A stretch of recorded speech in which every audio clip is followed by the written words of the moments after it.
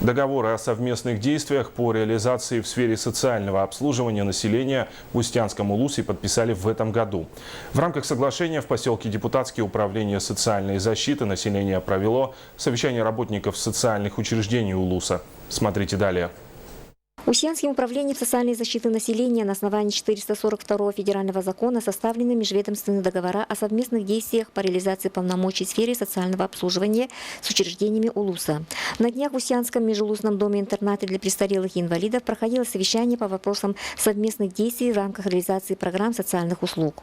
Значит, в свете того, что мы уже перешли к исполнению нового федерального закона номер 442 ФЗ, вопросов возникает очень много. Это, значит, у нас предоставление платных видов услуг, предоставление различных видов социальных услуг, например, вот предоставление срочных социальных услуг, предоставление каких-то специфических, вот именно когда нужно привлекать психологов. Перечень услуг межулусного дома-интерната для престарелых и инвалидов состоит из медицинской, правовой, психологической и социально-бытовой. В совещании мы обсуждали, значит, вопросы, связанные с дальнейшим проживанием наших проживающих.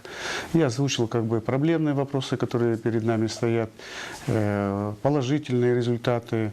Ну и в целом, значит, у каждого из участников нашего совещания была возможность, значит, встретиться, пообщаться с проживающими, значит, осмотреть их комнаты, ну и те места, где они на сегодняшний день, значит, у нас находятся. Это и бытовые условия, значит, и питание, значит, ну и, соответственно, значит, и социальные услуги. Туяра Семенова, Александра Чепкасова, НВК Саха, поселок Депутатский.